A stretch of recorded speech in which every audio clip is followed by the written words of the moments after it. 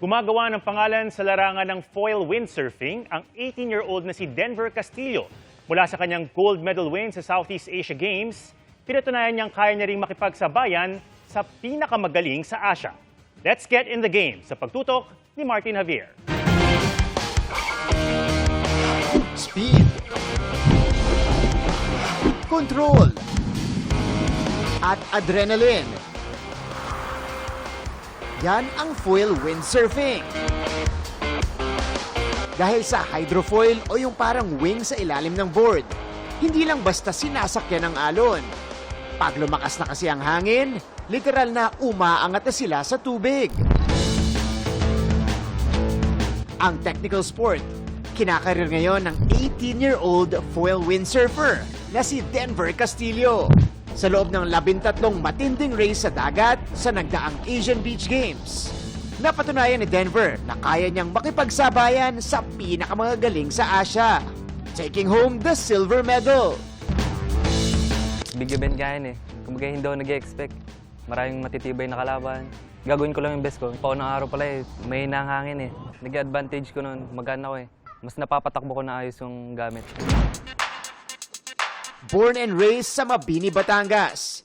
12 years old si Denver nang pumasok sa grassroots training ni Coach German. Kahit nung tinitraining ko pa siya, bata pa siya, nakita ko yung bata, medyo malakas talaga katawan.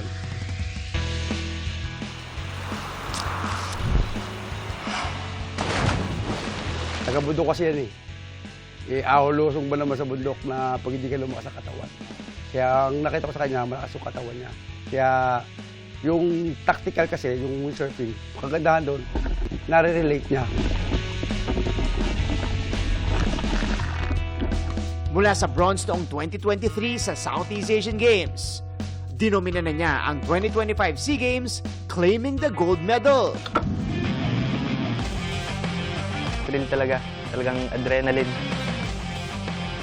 Pangarap ni Denver at ng national team na maipakita ang kanilang galing sa world stage. Kaya umaasa silang makatanggap pa ng suporta para makapasok sa international competitions at makapag-ensayo rin sa ibang bansa.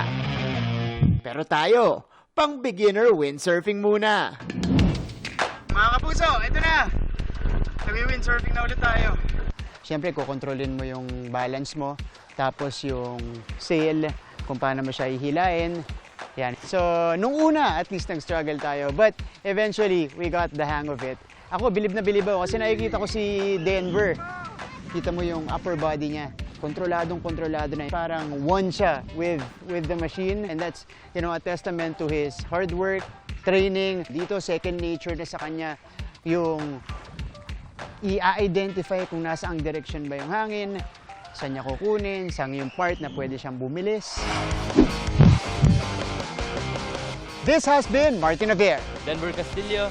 keeping you in the game.